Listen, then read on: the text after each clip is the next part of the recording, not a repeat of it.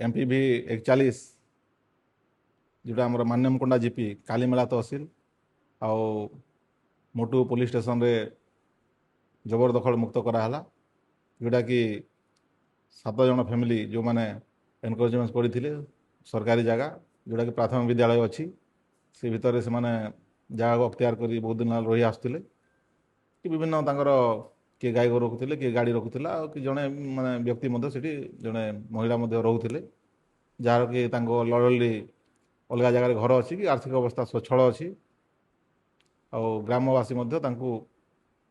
विरोध कर आसुले और विभिन्न फोरम अभियोग कर आसुले जोटा कि आम एनकरेजमेंट केस बुक करूँ आज ताकू जबरदखल हटागला आमर जोटा पुलिस फोर्स एक्जिक्यूटिव मजिस्ट्रेट समस्ते प्रेजेंस रे तांको आमे जो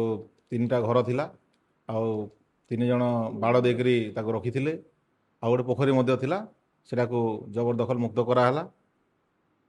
ता सहित